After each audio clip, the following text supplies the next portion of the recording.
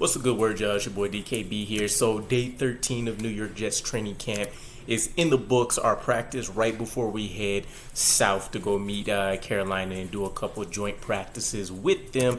And the interesting news is that the best quarterback on the field today, in general, right? I'm loosely using the term, is Zach Wilson. So we'll kick things off there.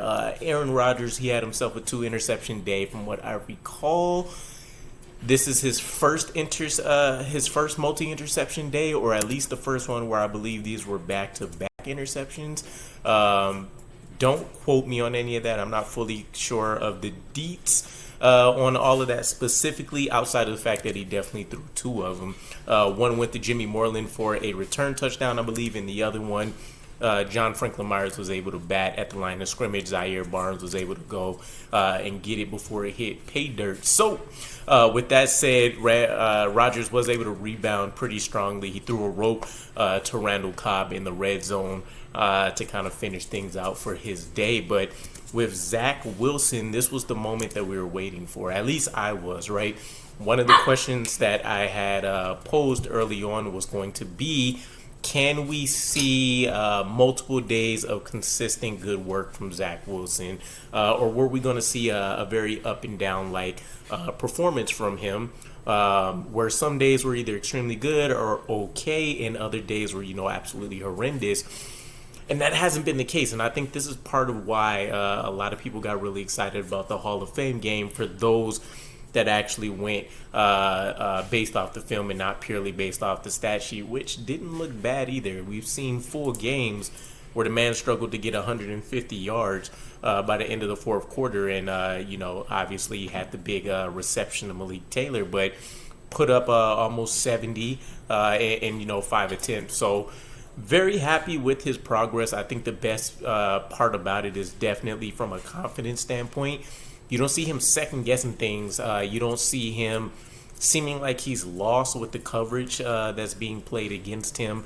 And he just seems kind of loose and very relaxed. And that's exactly the environment we wanted him to mature, develop, and grow in. So seeing early returns on this new coaching staff being in place and this mentorship from Aaron Rodgers already taking effect is music to my ears, right? I'm still uncertain if there's a way that we can keep Zach Wilson if we decide we want to try to, deal with Rodgers for more than just a 2-year stint, at least as a player.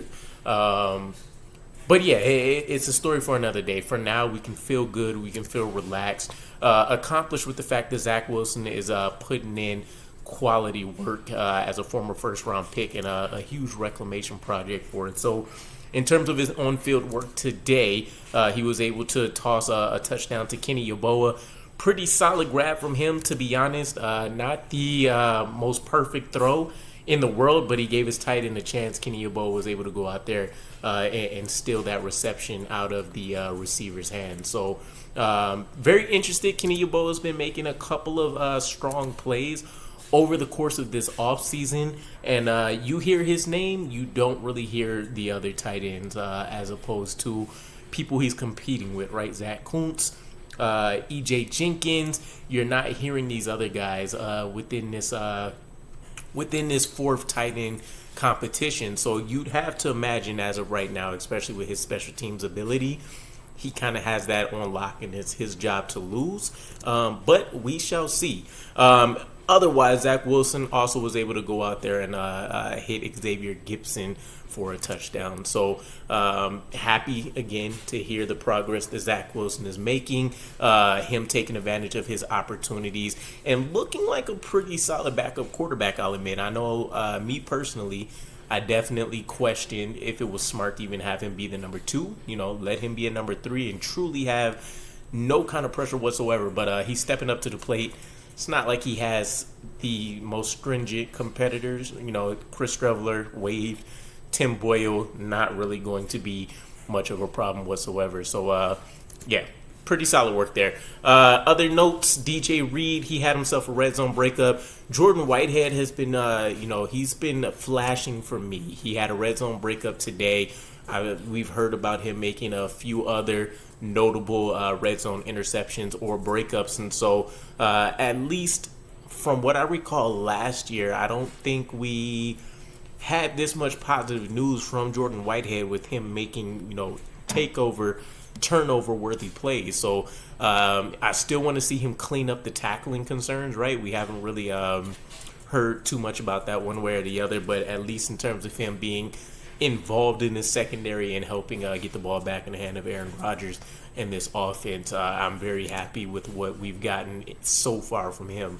Garrett Wilson, he's been working on his conditioning, maybe some positional drill stuff off to the side. He's still nursing that ankle, so we should see him hopefully in a full capacity against the Panthers.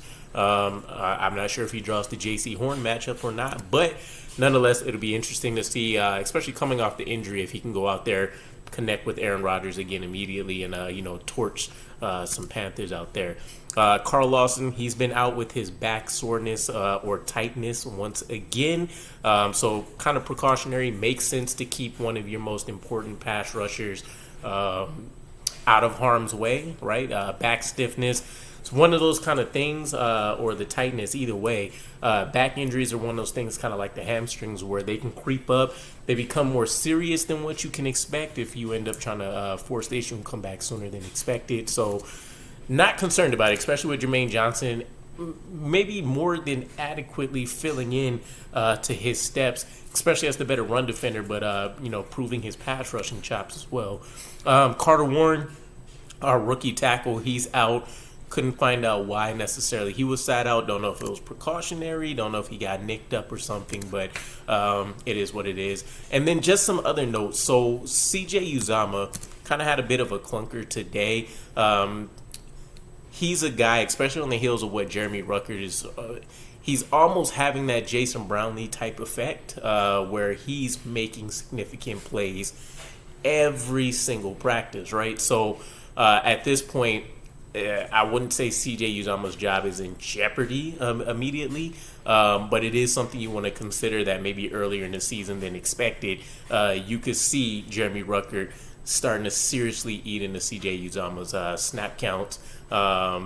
Plenty of things package-wise that the Jets can do to get all three of them on the field, or just to keep them all involved over the course of the season. So Jeremy Ruckert, CJ, and Conklin, they're all going to get there. It's not like we're talking about the fourth tight end here.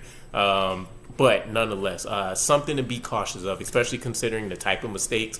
I won't blame him necessarily for the interception that was caused on him being targeted for a play. I don't know what the circumstances around that were, but he was late turning around for an incompletion his way. And then he also had an offensive pass interference when he had Corey Davis within the realm. I forget how that play actually went, but either way, he had an offensive pass interference issue that also came up.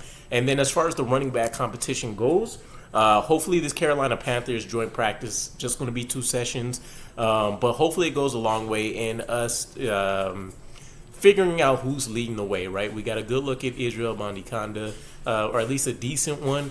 And then, of course, we got to see Travis Dye. I don't think he'll be part of a serious competition here. But Michael Carter, Israel Abanikanda, and I'm forgetting a serious name right now. Michael Izzy. It's not Brees I'm thinking of. Holy cow. It's right there. Oh, it's right there. I wanted to say Ty Johnson so bad. That's not it. Hold on. Let me think about this super quick. I don't know. You guys, you'll keep me honest. You know who I'm thinking about. But either way, those 3 guys, it seems like it's kind of been steady rolling for them. Everybody's been getting a decent amount of looks. I'm sure it's somewhere on an official snap sheet. They're right about equal as best as you can get amongst all 3. But nobody's truly separate. Bam Knight, there we go.